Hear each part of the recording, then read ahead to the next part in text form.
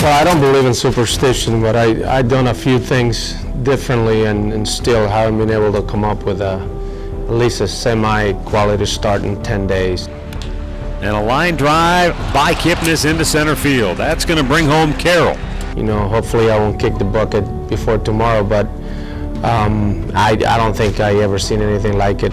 In the air, left field, on the run. Carrera can't get it. It's up against the wall. Two more are coming home for the Twins. I'm not sure I'll ever be able to see that, where 10 games in a row, you know, you have an ERA over 12 from your starters. It's amazing how it continues to plague all of them as that's banged in the left. Mauer scores. I mean, every starter seems to be affected by this inability to get deep into games, to keep the other team from getting out to big early leads. We're going out there every day, and before the fifth, we're down by 10. Tomlin deals, and Domet drives it to deep right field, and it's gone. And Minnesota making a mockery out of this one early. They lead it 10-1. So it's hard. So somebody needs to get out there and set the tone. The losing streak now at 10 games as the Indians and Twins get set to do it once again here tonight at Progressive Field. Cleveland now 9 games below 500. Minnesota only 13 below. The Twins have been playing some pretty good baseball of late. They're 4 of 5 thus far on their road trip away from Target Field. Good evening and welcome into Ford. Indians on deck along with Jason Stamford. I'm Al Pulowski. Indians will try and end this losing streak here tonight. Corey Kluber will make his first major league start here at home at Progressive Field. But first, Jason, last night the losing continues. I mean, it just ballooned on them early once again when Minnesota built that early 10-1 lead. Yeah, it really did. And it's struggling, and it's tough to watch when your starting pitchers are not able to go deep into ball games or giving up runs, whether they're earned or unearned. And you just can see the difference right now, the mental side of it really taking effect with this team. Well, the Indians right now are kind of at a loss for what's happening.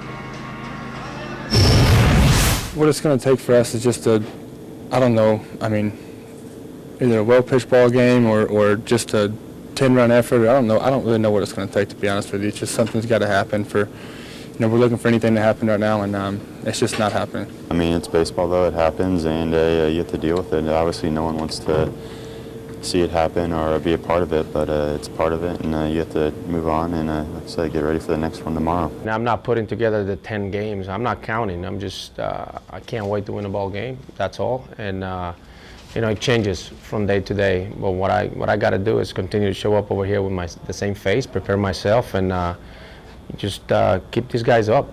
I mean, no one is happy. I mean, no one is happy losing, obviously. But you know, you can't start acting like crazy and showing, you know, any weakness to the guys. So, you know, we're upbeat. We're gonna go to bed as soon as we get out of here, and can't wait to get to the ballpark tomorrow and try to win a ball game. Numbers not pretty on this 10-game losing streak for the Indians as we added up for you there. Every column, of course, favors the opposition. And, you know, it's tough, Jason, because on Sunday you played well enough to win. You really beat the Detroit Tigers, but you found a way to lose. Last night they get down 10-1. They never come back. So it seems that no matter what way the game goes, whether it's a game that's close, and it was a good ball game on Sunday, it just didn't come out in the Indians' favor. Yesterday, it was a bad ball game. Minnesota got up early, and that was it. How mentally deflating is it when you lose pretty much every way you can on this 10-game losing streak? Well, I think it's extremely tough, and especially mentally looking at it right now, this team has been deflated. They've been defeated, and it seems like even before the game starts, it's like, what's going to happen next? And that's what it looks like right now. You know, the moment they step on the field, what are we going to do? How are we going to make errors? How are we going to make mistakes to lose this game tonight? And that's what they need to get out of. They need to make sure that when they're going about their business, that they're forgetting about what happened the night before. And it's tough. As a human, it's really tough to forget about what happened last night. Well, the first inning has been what's been tough for the Indians starting pitchers on this 10-game losing streak. Not last night. Zach McAllister ain't perfect. First inning, things look good. But then in the second inning, things began to unravel. After a couple of home runs, Jason Kipnis makes an error that extends the inning. The problem is it didn't end right there. Minnesota goes on to score 7 more runs. Yeah, and this was tough. I mean, the error happens. It's going to happen. Games like this are going to happen when you have errors. What you need to do as a starting pitcher, though, is you need to buckle down and focus on those next pitches. Well, Jason, Zach McAllister agrees with you. definitely frustrating for me too. I'm not happy with it, and especially being a guy that wants to pick up his teammates and has that type of pride in himself to pick guys up. It's frustrating. Hey, people have to be able to turn the page, especially when they're here. You make an error, you got to pick him up. That's what happens with the fielders too. When a guy walks a guy, they make a play for him. So hopefully that's not the case. We've seen that a couple of times, but he just didn't make good pitches at all. I mean, there were not many bloopers out there. Guys were squaring the ball pretty good.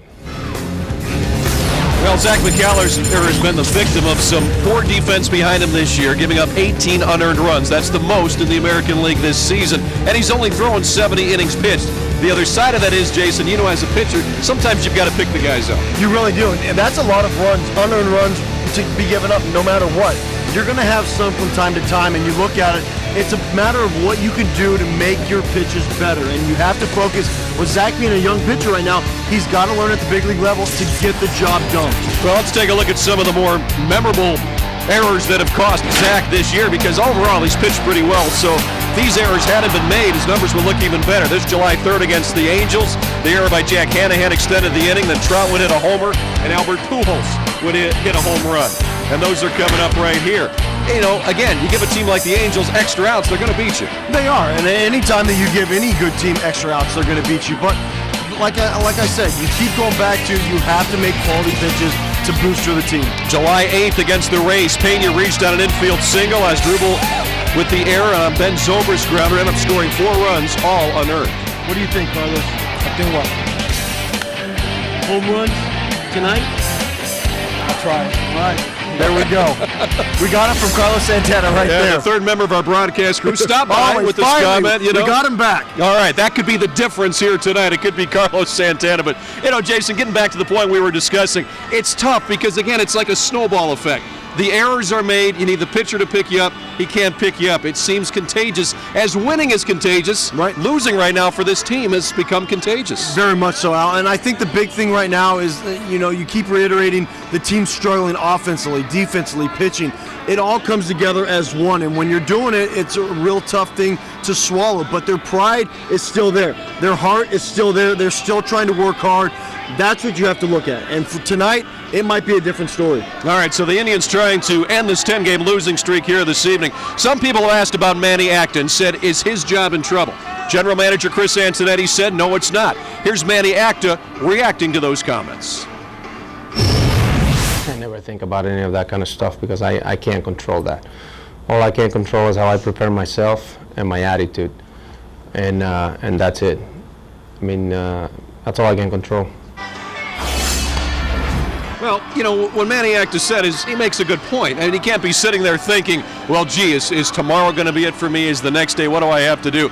He's got a job to do, as all these guys do. And, it's so tough. And on top of that, the criticism comes so heavy at these moments right here. Oh, it really does, and especially here in Cleveland. I mean, the fans want a winner, and they're trying to figure out what the Indians can do to have a winner. And it's not Manny Acta's fault. He goes out there, he sets the lineup. It's the players that need to go out there and produce. And they're struggling right now just like everybody else, but then ultimately it goes to the top. And so when you look at it right now, you have to understand that Manny Acta's job is not on the line right now. And they're going to continue to play hard and try to win a game. We've got another guy here, too. He's stopping We've by. had Carlos Santana tonight. Yep. Now we've got Kip. He did. So we need some help. Third guy on the booth.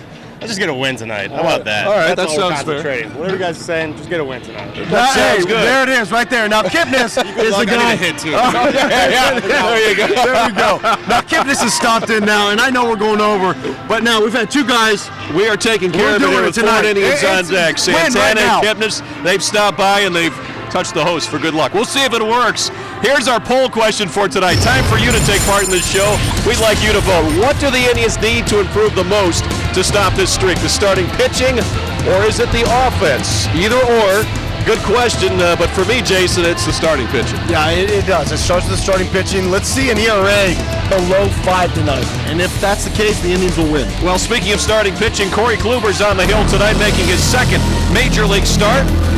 He pitched pretty well after that first inning in Kansas City. Can he carry this over? We'll look back at his start. Plus, Katie Witham had a chance to talk with him as well. Make sure you stay tuned to Sports Time Ohio.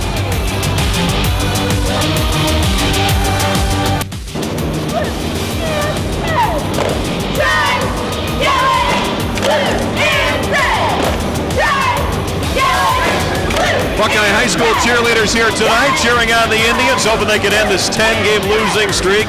They are very enthusiastic, too. They just walked by us just a short time ago, and there's some folks heading through the turnstiles. Gorgeous night for baseball here, Jason. Let's hope the Indians can get this win here tonight and turn things around. Welcome back to the show. Along with Jason Stanford, I'm Al Pulowski. Corey Kluber is on the hill tonight for the Indians. Katie Witham had a chance to catch up with Corey and ask him about his second Major League start, his first here at home. Katie? Hey, thanks, Al. I am here with Corey getting the start today. Now, Corey, after you made your first start, talk to me about what that was like. Any nerves? You feeling a little bit more comfortable now? I didn't feel anything out of the ordinary from a normal start. Maybe getting out there might have had a little more adrenaline in that first inning, but now that I've got that one under my belt, I think I should be able to know what to expect a little more coming in today. Seemed like you really made an adjustment after that first inning in your first start. What adjustment did you make, and what did you learn from that? I think I probably got caught off guard a little bit in that first inning with how aggressive they were, so just recognizing that and kind of adjusting to their aggressiveness and throwing more off-speed pitches and trying to keep them off balance a little more than just stay with the hard stuff after that. Today you're facing the Minnesota Twins. Talk to me about this lineup. What do you need to do out there on the mound today? I think no matter who you're facing, the basic principles are the same. You got to try to work ahead and get yourself into pitching counts instead of letting them get to counts where they're able to sit on fastballs and stuff like that. Other than that, I've never faced them before, so I'll just go off of what I've seen and stuff and try to adjust throughout the game like I had to last time. All right, Corey, appreciate the time. Good luck today. Thank you. Guys, listen it back out to you.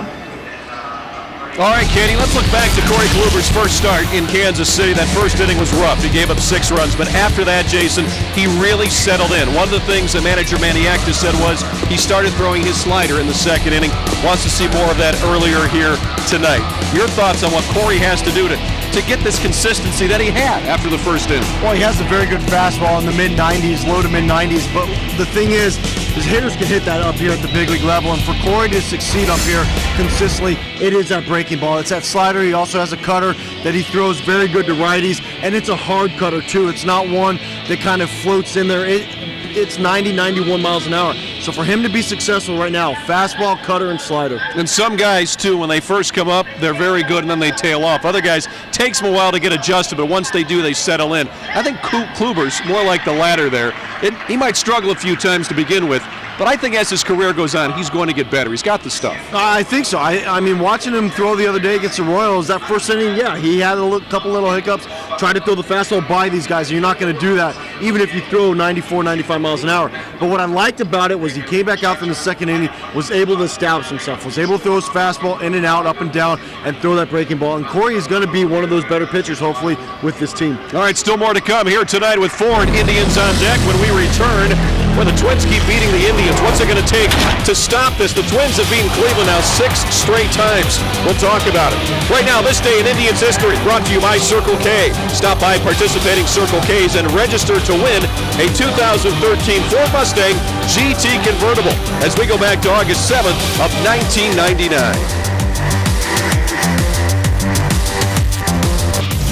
Tonight's weather forecast brought to you by your Northeast Ohio Regional Sewer District. 82 degrees, slight breeze blowing, really a beautiful night. It's clear, perfect night for baseball here at Progressive Field. Time now for the Just for Men Keep Your Edge Spotlight. Ben Revere as we go to the other side. Boy, he's done a nice job. 20-game hitting streak. Look at the numbers during that time. He's done a really good job. 20 games. You can just see last night 4 for 5. This guy is locked in right now. Just as Ben Revere gives the Twins the edge, you can keep your edge with Just for Men mustache and beard. And yeah, he keeps hitting the baseball, Jason. Why has he been so effective? He's become a player now that is dangerous to pitch to. He can beat you several different ways. Well, he really is, and he reminds me a lot of Michael Brantley. You look at his short, compact swing, stays through the ball. He's not a big guy, but he drives the ball going gap to gap. He knows what to do with his hands. He keeps them through the zone, and I think that's the difference right now. When you look at somebody like this who can get on base, can steal bases, but can also drive the ball like he is, I mean, mistake hit, it goes for a base hit. Anytime that you got it going, it's amazing. Things are going your way, boy. And against the Indians, he's done pretty well, too. It was really surprising we got a really good sweep out of them back at home. But no, this club is a really good team. It's just I think everything went our way last time we faced them. Pitching went well. We got the key hits, key runs, and everything. Our bullpen played well, and it was just it's just everything kind of like just went our way a little bit. But now hopefully we'll come back here and do that one more time because we've been playing really well. I mean, we took 3 out of 4 against Boston at their plays, which is not easy whatsoever. And it's just everybody been doing their part, so we're going to try and keep this win streak going ahead. Well, here's the season series. Started off well for Cleveland as they took the first 3 games, but now Minnesota has taken the last 6. Jason, why is Minnesota so successful against the Tribe? I think the big thing right now is when they have runners in scoring position, they're able to score those guys, and that's the big difference, the big key. We're also driving the ball into the gaps. They're able to hit the ball and right on the nose constantly. And I think that's the difference. Their starting pitching as well has done a very good job against these Indians, having very good scouting reports. It's gotten a lot better than it was at the start of the year. Guys like Deduno and Scott Diamond have really given this starting rotation a boost. Yeah, they really have. All right, so it's the Twins and the Indians coming up here tonight, 7:05 on Sports Time Ohio. Starting lineups and 3 keys to an Indians win directly ahead. Keep it here with Ford. Indians on deck. Our MLB news and notes for you brought to you by First Merit Bank. The Angels and Weaver, boy, he is definitely a favorite to win the Cy Young Award. The Pirates taking advantage of home cooking, and the St. Louis Cardinals, here they come. The Say Hey Kids right there, the Cardinals making a run to defend their championship. We'll see what happens there. The NL Central, very interesting, but the Reds, of course, very hot. Let's take a look at our Facebook poll results. What do the Indians need to do to improve the most to stop the streak? This one not even a contest. 98% say starting pitching. Well, and as we talked earlier, the starting rotation has really struggled with their ERA, so of course it's the starting pitching. All right, the Indians getting set to battle the Twins tonight, trying to end the 10-game losing streak. Let's get a look at tonight's starters. First up on the hill for the Indians tonight, making his 2nd Major League start, his first one ever here at Progressive Field, is Corey Kluber. And in his last outing, he was sitting at 93 miles per hour, Jason, on the fastball, as the good cutter and slider. Manny Acta brought up an interesting point, though. He said he started throwing the slider too late. Started throwing it in the 2nd inning in Kansas City. He needs to start with that in the 1st inning. Well, the AAA rotation is a lot different than the big league rotation. And when you look at it, this starting lineup is really good. And when you're only able to throw your fastball and that's what you try to command, you're not going to get away with it. You have to be able to throw your secondary pitches. All right, we'll see what Kluber does tonight against this lineup from the Minnesota Twins. Of course, we talked about Ben Revere, and he was 4 for 5 last night. He's on a 20-game hitting streak. Josh Willingham hit his 29th home run of the season yesterday. That ties a season high for him that he set last year. Oh, and this lineup has been very good. They've won 6 in a row against the Indians of late. And you can just see this offense really clicking from top to bottom. Denard Span getting on there does a good job. Let's take a look at the Minnesota Twins on the mound. Deduno's the man against Cleveland back on July 28th. Very good, 7 innings, gave up just 1 run. This season, Deduno's numbers, 3-0, a 2.48 ERA. Jason, this is only his 6th Major League start and 12th Major League appearance. I thought he was a journeyman. Doesn't pitch like that so far this year. No, he really hasn't. He's a wily veteran, even though he's a rookie here when you look at his numbers. But the big thing, 5 walks in that game. The Indians had chances and opportunities to score against them. That's what they need to do tonight. All right, let's take a look at the Indians lineup. Once again, Travis Hafner is out. Manny Acta hopes to have him back tomorrow. If he's still struggling tomorrow, they said they'll send him for more tests. So he's not in the lineup, but some of the hot hitters are. And Ezekiel Carrera, 438. You can't argue with that. No, you really can't. And he's stabilizing that lower half of the lineup. But Carlos Santana, right now, you see his average at 237. It's climbing steadily with every game that he's playing right now. And Brantley in the middle of that lineup, too. He's been hot all year, so some of the bats starting to come around. Let's hope that continues. All right, 3 keys for an Indians win tonight. It's the Ford Indians On Deck Circle, brought to you by your Northeast Ohio Ford dealers. First up, this is kind of a no-brainer. Score some runs. The Indians haven't done that during this losing streak. No, they haven't. And the Indians had the opportunity last night to score more than 1 run in the 1st inning. They need to get going early on. If they can do that, put the pressure back on the other team, you'll see some runs start to fly. Even more importantly, our 2nd key, get a quality start. The Indians don't have 1 quality start in these last 10 games. That more than anything explains the 0 for 10. Yeah, it really does. When you don't have starting pitchers going into the 6th inning or giving up less than 3 runs per start, you're going to see a lot of struggles, and especially with the starting pitching. And finally, let's end the streak. 10 is definitely long enough. It's their longest losing streak since 2009. Club record is 12 straight, set back in 1931. Let's not even have to talk about that in a couple days. Yeah, hopefully this will be the last time we have to say they've lost 10 in a row. Let's get a W tonight. Let's get off that schneid. Let's get it going offensively, pitching, defensively, everything. Let's go. All right, it's Kluber against Aduno. It's coming up next right here on Sports Time Ohio. Matt Underwood and Rick Manning have the call for you. Thanks for watching Ford Indians on Deck. For Katie Witham and Jason Stanford, I'm Al Pulowski. Have a good one.